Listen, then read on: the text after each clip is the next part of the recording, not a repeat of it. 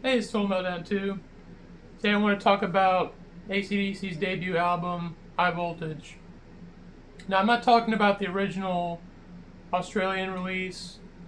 Like, this is mainly the way that people experienced AC/DC for the first time. This international version, which is more of a compilation of their first two original Australian albums, but most of the songs being from TNT.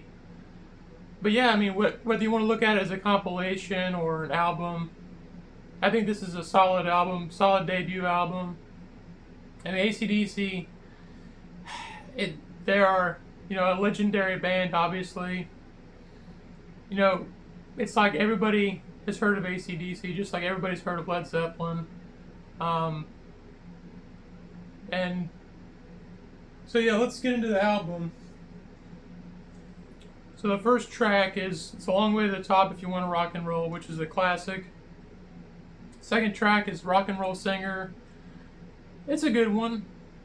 It's a pretty solid track. The third one, "The Jack," I'm not huge on this song. It's a slow bluesy number and with lots of innuendos and stuff, which is funny. But I think that the song kind of wears out its welcome. It's like almost 6 minutes long. But the next track, "Livewire," is one of my favorite AC/DC songs. Like, this is the first track where Angus really gets to shine, on guitar. Like, his lead guitar work is great on this one. I love how the song starts off like a build up. It's like builds up into that main riff, and then the middle section does a totally different, goes to a totally different riff. You have the solo by Angus, which is great. And then I like how he ends the solo on this one note, and he keeps holding that note, like getting that feedback. And the entire band comes in, he's still holding that note. So, yeah, I mean, "Livewire" is a really badass song, one of their best songs.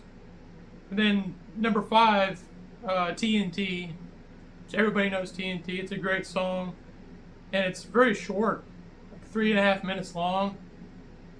So yeah, it's a very quick song. Great Angus solo. Sixth track, "Can I Sit Next to You, Girl?" This one, it sounds very different from the rest of the album. You can tell this is like one of their earlier songs where they're still in the glam rock period. And yeah, it's a very different side of AC/DC. It's a little more melodic. And I kind of like the song. It's pretty good.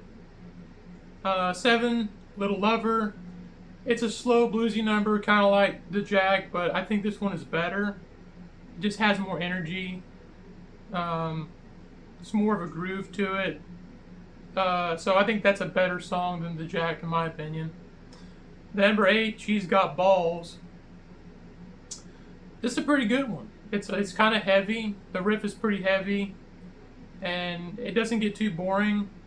It's pretty consistent throughout the song. And then number 9, "High Voltage," another pretty solid track with a really catchy chorus. And yeah, this album really just it shows it's a good showcase of what they can do and who they are. Um, for the most part, it shows like yeah, this is mainly what would be their sound in years to come. There's "Can I Sit Next to You, Girl?" is kind of like one of the only songs on here that sounds very off because it doesn't sound like your typical AC/DC, but it's still good. So yeah, "High Voltage," I think it's a pretty solid debut album by AC/DC, and I hope to make this into a series where I review all the AC/DC albums. So I guess the next album, at least for the international releases, we're doing "Dirty Deeds Done Dirt Cheap." So I will see you then.